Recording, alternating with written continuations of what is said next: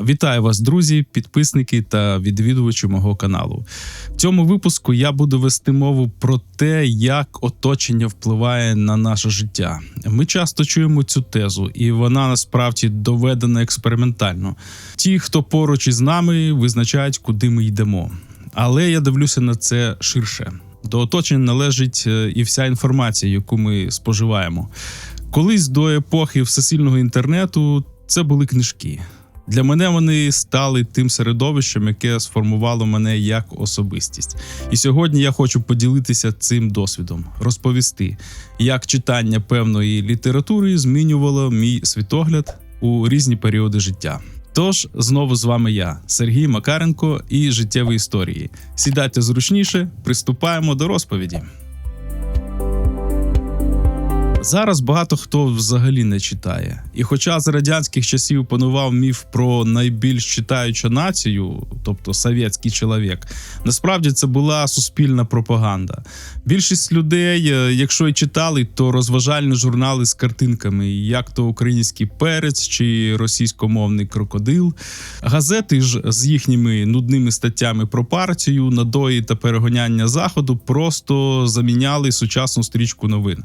Мало хто хотів напружувати свою фантазію, читаючи серйозні тексти без ілюстрацій.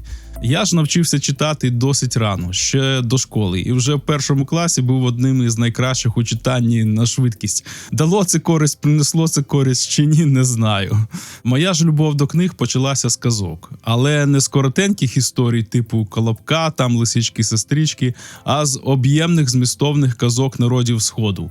Ті сюжети, наповнені міфічними картинами, настільки яскраво оживали в моїй уяві, що це згодом переросло в захоплення науковою фантастикою. В середніх класах, це вже після Чорнобильської катастрофи, коли нас переселили і я адаптовувався до нових умов, то книжки були для мене віддушиною. Я буквально захворів польотами в космос і відкриттям нових світів. Я перечитав майже всього Станіслава Лема. Його «Повернення з зірок» була моєю настільною книгою, а «Магеланова хмара», попри тогочасний комуністичний патріотизм автора, захоплювала масштабом. Цікаво, що «Солярис», який був у тій же збірці, я тоді не зрозумів. Він здався мені нудним. Лише через роки я осягнув, що це глибока філософська праця про людську психологію і взагалі стосунки між людьми, а не просто пригодницький роман. Я навіть намагався підступитися до його суми технологій, але книга написана як важкий науковий твір, тому я на ній трохи застопорився. Проте сама фантастика навчила мене підлітка мислити образами та сформувала мій початковий романтизований світогляд. Пізніше був період захоплення історією американських індіанців, книжками про звіробоя та оповіданнями Сад Ока. Через ці оповідання я знайомився з історією іншого континента і його побутом, проводячи за книгою цілі дні на літніх канікулах. Саме книжки стали моїм чистим оточенням. Я не дуже тягнувся до компанії, де мої однолітки вживали алкоголь чи палили. Мені це було не дуже цікаво і не було дуже приємно.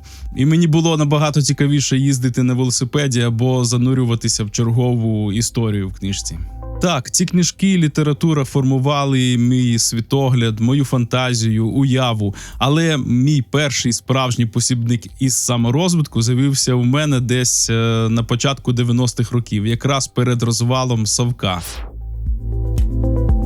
Тоді я почав займатися бодібілдингом. У мене тоді були досить серйозні проблеми з вагою. Я був дуже товстим хлопцем, який не міг жодного разу підтягнутися чи віджатися. Однокласники тоді глузували з мене, коли я розпочав свої заняття, що я стану ще жирнішим і ще потворнішим. Але я не дуже реагував на їхні насмішки, закиди там. Мені пощастило просто зустріти мого друга, старого друга і тренера Володимира, який повірив у мене.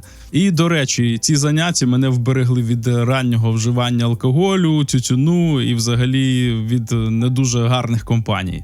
Я на все життя запам'ятав своє перше тренування. Кімната, де ми займалися, знаходилася в сільському клубі. Це не був навіть не спортзал в школі. І ця кімнатка була досить таки невелика. Там були гантелі, гири, штанги, ні одного, як кажуть, станка тренувального, ні одного цього сучасного станка. Так от, після того першого тренування в мене все тіло тряслося, я ледве дійшов додому, а зранку була скажена кріпатура і біль. Я ледве прийшов в школу, але все-таки через день я пішов на наступне тренування.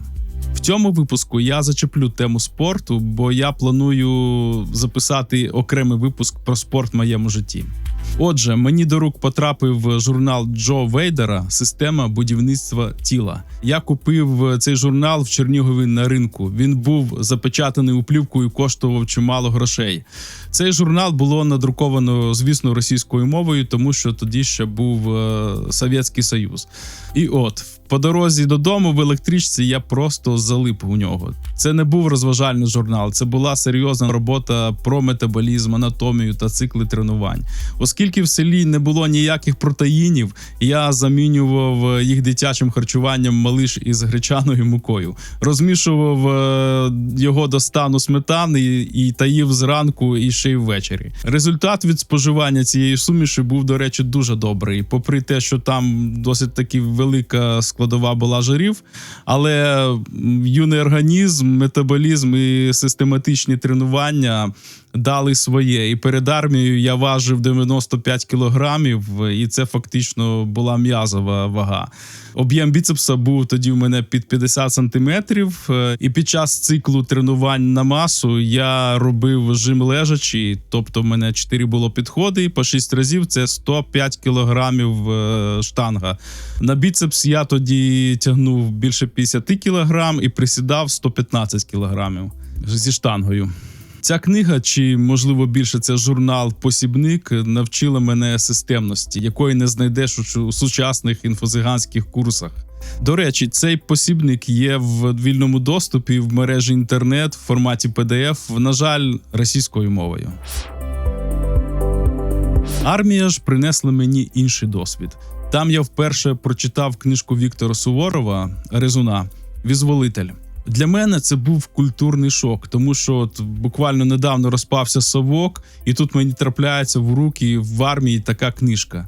А Резун – це колишній розвідник, якого засудили до смерті. І він показав радянську систему під капотом. І от після книжки «Визволитель» у мене в голові все перевернулося. Потім, через роки, я прочитав майже всі книжки Віктора Суворова, які навчили мене бачити суть фашизму та нацизму, як би не намагалися це маскувати групи, політичні течії чи якісь інші групи людей або окремі персонажі.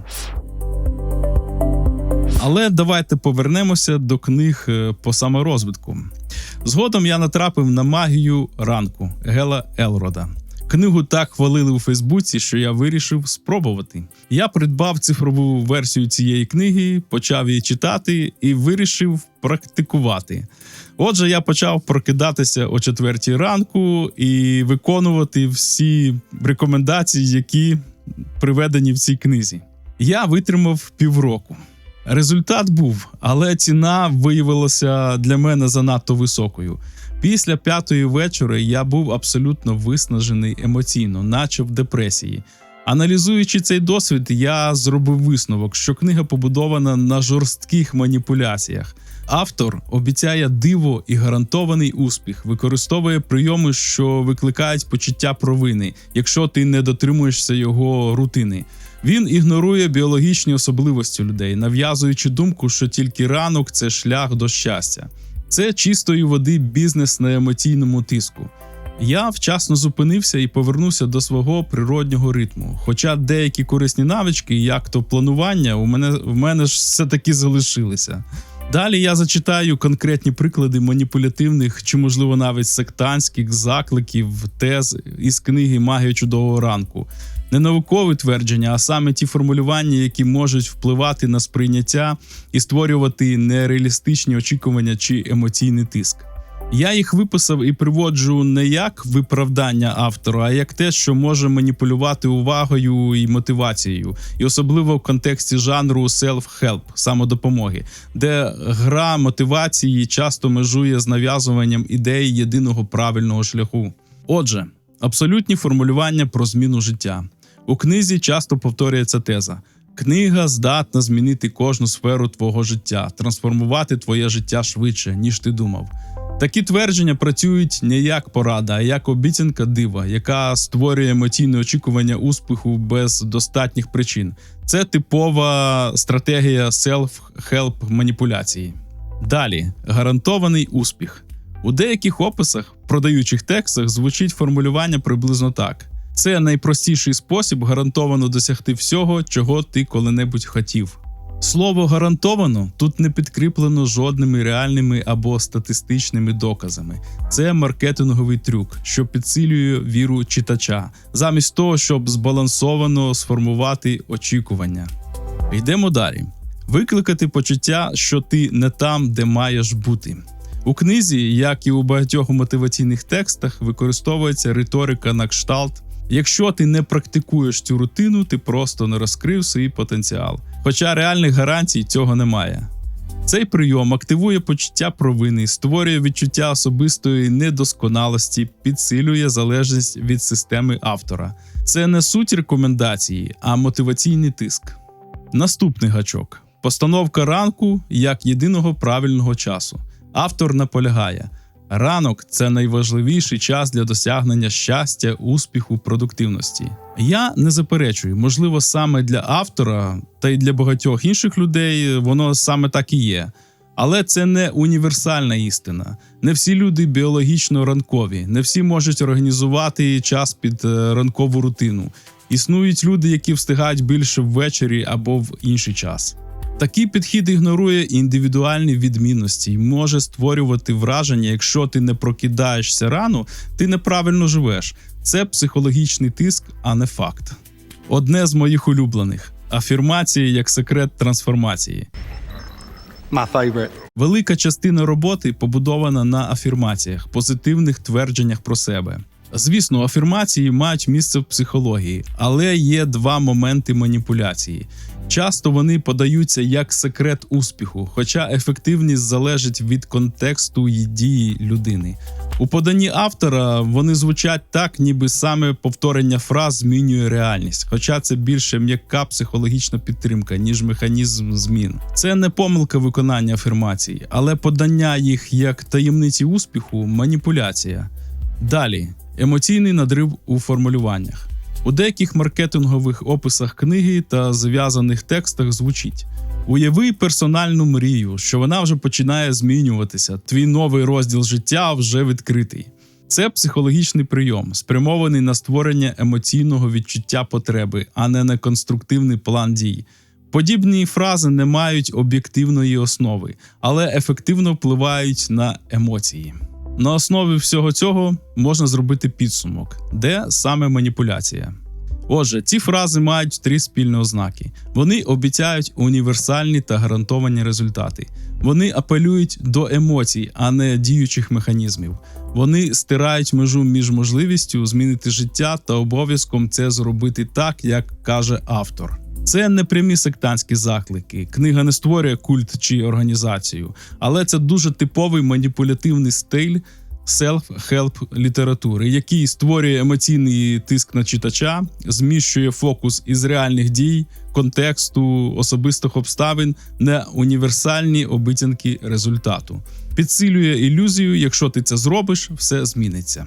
На відміну від секти, це не тотальна модель контролю. Важливо розрізняти. Книга мотивує та пропонує рутину, але не вимагає обов'язкової участі в групі, не пропонує ступенів посвяти чи контролю над життям, не замінює реальних рішень обіцянками. Тобто це не секта у вузькому значенні, але містить багато типових мотиваційно-маніпулятивних формулювань, властивих self-help жанру. А наступним продавцем саморозвитку та панацеї від усіх хвороб був Джо Диспенза з його силою підсвідомості. Я практикував його медитації майже рік. На початку все здається новим і цікавим, особливо коли автор приправляє текст термінами на кшталт «квантове поле» чи «нейронаука». Але якщо розібратися, Диспенза – це просто гуру інфобізнесу. Він займається так званим сцієнтизмом, обгортає антинаукову маячню в наукові слова. Квантова механіка не працює так, як він описує, і думки не змінюють матерію напряму. Найгірше те, що він маніпулює надією тяжкохворих людей, обіцяючи зцілення від раку без жодних клінічних підтверджень. Якщо вам не стає краще, у нього одна відповідь – ви недостатньо відпустили его. Це класична пастка. Але якщо ви дійсно хочете справжньої науки і дізнатися про той же самий квантовий світ, то я вам рекомендую послухати лекції Михайла Висоцького. Це справжній науковець, який пояснює складні речі без містики. Ось тут буде посилання на його YouTube-канал і на лекцію саме про квантовий світ. Це не реклама YouTube-каналу або якась проплачена рекламна акція. Це дійсно канал, який мені трапився, і я почав дивитися його лекції. Він дуже цікаво і доступно подає науковий матеріал. А далі розберу псевдонауковість книг Джо Діспензи. Тож, короткий вердикт наперед. Джо Діспенза – інфобізнес-гуру з псевдонауковою риторикою, який експлуатує реальні психологічні ефекти – медитація, плацебо, саморегуляція, але свідомо приписує їм фальшиві квантово-біологічні пояснення і перебільшує результати. Перше. Головний трюк Діспензи – наука без науки. Маніпуляція номер 1. Імітація науковості. У книгах він постійно використовує такі поняття, як сканування мозку, нейропластичність, квантова фізика, але не наводить рецензованих досліджень, не дає методології, плутає кореляцію з причинністю, використовує терміни не у їх науковому значенні. Це називається обгортанням мотивації в наукові слова. Далі. Квантова псевдонаука – ядро обману. Маніпуляція номер 2. Квантове поле можливостей. Типові твердження Діспензи. Ти взаємодієш з квантовим полем. Свідомість колапсує хвильову функцію. Намір змінює матерію. Думка створює реальність. Але проблема. Квантова механіка не працює так. Мозок не є квантовою системою. Думки не впливають на фізичну реальність напряму. Це 100% псевдонаука. Жоден фізик або нейробіолог це не підтверджує. Наступне. Підсвідомість як магічний чорний ящик. Маніпуляція номер 3. Вигадана модель психіки. У Діспензи підсвідомість майже дорівнює автономний агент. Її можна перепрограмувати через медитацію. Вона нібито лікує, притягує події, змінює тіло.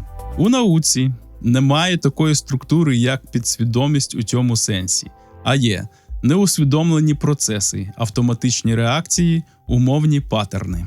Тобто він персоніфікує абстракцію, щоб зробити її містичною. Далі найнебезпечніше – маніпуляція хворобами, спонтанні зцілення. Діспенза активно просуває кейси – зцілення раку, автоімунних хвороб, паралічів, хронічних захворювань. Але немає клінічних підтверджень, лише відеосвідчення. Відсутні контрольні групи, сліпі дослідження, незалежна перевірка. Це класична маніпуляція надією хворих людей. 5. Плацебо. Правда плюс обман. Що правда? Плацебо реально існує. Воно може зменшувати біль, впливати на симптоми, змінювати суб'єктивний стан. А де ж брехня? Діспенза подає плацебо як доказ, що свідомість може зцілювати все. Насправді, плацебо не лікує органічні ушкодження, не відновлює зруйновані тканини, не замінює медицину. Він навмисно розширює ефект, щоб виглядало як диво. 6. Типова пастка. Якщо не працює, це твоя вина. Ця маніпуляція – це зняття відповідальності з методу. Якщо немає результату, стає гірше, з'являється тривога, дисоціація. Пояснення завжди в нього одне. Ти недостатньо відпустив, ти ще не готовий. Его заважає, старі програми сильніші. Це класичний культовий механізм. 7. Практики. Що люди реально відчували і чому? Те, що люди відчувають ефект – правда. Чому? Тривалі медитації, гіпервентиляція, дихальні техніки, фокус уваги, емоційні катарсиси, групова динаміка. Це викликає зміну стану свідомості, дофамін, дисоціацію, відчуття откровення. Але зміна стану не дорівнює зміна реальності.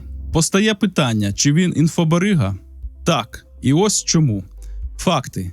Ретрити від 2000 до 5000 доларів, платні курси, сертифікації, підписки, бренд Доктор Джо. Але при цьому в нього немає медичної ліцензії, немає юридичної відповідальності за наслідки. Це чиста інфобізнес-модель. І на завершення розбору порівняння з силою підсвідомості Джозефа Мерфі. Цікаво. Мерфі в 50-ті роки минулого століття був відверто містичний, він не прикидався наукою. Діспенса ж взяв стару містику і замінив Бога на квантове поле. Це робить його небезпечнішим, бо виглядає науково. І фінальний висновок. Джо Діспенза не науковець, не лікар і не дослідник. Він інфобізнес-гуру, який продає надію, упаковану в псевдонауку. І через декілька років схожа історія трапилася зі мною і в практиці цигуну від Сюй Мінтана. Далі я розповім більш детально, хто це такий. Я прийшов до цього через свого знайомого тренера з айкідо. Ми практикували велике дерево. Я вивчав його книги, цього Сюй Мінтана, намагався ганяти енергію ци. Але я з часом відчув, що моя нервова система починає давати збої. З'явився якийсь нездоровий відрив від реальності. Але добре, що через рік вже самостійних практик я зустрів і поспілкувався з людиною, яка десятиліттями займається традиційними школами. Вона мені пояснила, що такі практики без фізичної присутності наставника і багаторічної фізичної підготовки – це шлях до лікарні. І дуже добре, що трапилася саме та розмова, і я вчасно припинив ці самостійні практики. Сюй Мінтан створив сучасний бренд, таку собі багаторівневу піраміду, де істина завжди на наступному платному ступені. Це системне інфошахрайство, яке експлуатує східну містику. А далі розберемо, хто ж такий Сюй Мінтан. Він є засновником Джун Юань Цигун. Але по факту це системний інфошахрай з елементами культової організації. Ключовий факт, з якого починається все. Джун Юань Цигун – не традиційна система. Це авторський продукт Сюя Мінтана, створений наприкінці ХХ століття і запакований під давній китайський цигун. Там немає жодних незалежних історичних підтверджень, старих текстів, реальних ліній передач. Це бренд, а не традиція. Архітектура шахрайства дуже показова. Ступенева модель. Перша ступінь – оздоровлення. Друга ступінь – глибші процеси. Третя ступінь – робота з простором, інформацією. Далі – майстер, наставник, передача. Це класичний MLM-паттерн. Користь обіцяють на наступному рівні. Істина завжди ще не тут. Зупинка дорівнює «ти просто не доріс». Ну і ефект. Ти сам винен. Якщо не працює, стало гірше, з'явилися психосоматичні проблеми. Тобі скажуть, ти неправильно практикуєш, мало віриш, нечистий намір, карма. Таке зняття відповідальності з системи – ознака маніпуляції. Псевдонаукова складова – ядро обману. Це подається як фізична субстанція. Сюй Мінтан подає це не як метафору, а як реальну фізичну енергію. Говорить про накопичення, передачу, лікування, вплив на органи. Але у фізиці, біології та медицині такої енергії, як фізичної субстанції, не існує. Далі маніпуляція термінами інформаційні поля та простір. Це вже пострадянська езотерика, не Китай. Інформаційні структури, поля свідомості, робота з простором. Це словесний туман, який неможливо перевірити, неможливо спростувати, неможливо виміряти. Маніпуляція хворобою. Школа Сюй Мінтана прямо або опосередковано обіцяє лікування, онкології, серцевих хвороб, психічних розладів. Підриває довіру до лікарів, заохочує практику замість медицини. Це не просто інфобізнес, це небезпечно. Ну і куди ж без культу особи? Ознаки. Сюй Мінтан – єдиний носій знання. Його слова не підлягають сумніву. Критика дорівнює неправильний рівень. Сакралізація образу. Це культова структура, не навчання. Отже, чому я відчув, що щось не так? Я практикував регулярно, і тому нервова система почала перегріватися, втрачати адекватні орієнтири. Почав з'являтися особливий стан, відчуття значущості, відрив від реальності. Але це не духовний прогрес, а зміна станів в свідомості без інтеграції. І добре, що я вийшов до того, як система почала мене тримати психологічно. До речі, чому постсовок – ідеальна аудиторія для таких от гуру? Це травмоване суспільство, недовіра до інституцій, культ таємного знання, слабке критичне мислення 90-х, економічна нестабільність. І от Сюй Мінтан ідеально зайшов у цю нішу. Що реально працювало? На фізичному рівні це типу розминка, постукування по тілу. Такі вправи розганяють кров, розганяють лімфу, звісно, ти відчуваєш себе краще. Стояння. Але тут знову ж таки, якщо ти стоїш неправильно, то ти можеш собі нашкодити фізично. Дихання, концентрація, заспокоєння. Але це працювало всупереч ідеології, а не завдяки їй. Отже, Сюй Мінтан – це системний інфошахрай, який експлуатує тілесні практики цигун для побудови псевдодуховної, ієрархічної, комерційної структури з культовими ознаками. Він не є науковцем, він не лікар, не носій давньої традиції, не має доказів своїх заяв. Звичайно, я також знайомився із класичними книгами про успішний успіх. Кіосакі, Наполеоном Гіллом, Карнегі, Брайаном Трейсі. Більшість із цього – талановита белетристика. Гіл з його уявними кумирами взагалі викликає питання щодо психічного здоров'я, а Карнегі вчить чистої маніпуляції людьми. Але були й винятки. Наприклад, Ден Мілмен і його «Мирний воїн». Ця книга, як і фільм, знятий за цією книгою, насправді спонукають до роботи над собою. І що саме головне, там немає заклику щось робити от так, як я вам кажу. Там немає обіцянок медалей чи багатства. Зате є ідея служіння іншим і життя в моменті тут і зараз. Це реалістична історія людини з українським корінням, до речі, яка пройшла через важкі трагедії та знайшла свій шлях. До речі, книга «Мирний воїн» і, відповідно, фільм – це друга частина історії, бо перша книга «Шлях мирного воїна» вона набагато важча, вона набагато драматичніша, тому і не знято на неї фільм, я так думаю. Це те, що я можу щиро вам порекомендувати. Зараз у моїй черзі до прочитання стоїть книга «Чорний лебідь» Насіма Талеба. Книга важка, соціологічна, про чинники, які ми не можемо передбачити. Декілька років тому я придбав цю книжку в електронному варіанті і почав читати. Але на той момент вона чомусь не дуже пішла в мене для розуміння, тобто я розфокусовувався. І от на даний момент я знову хочу почати її читати.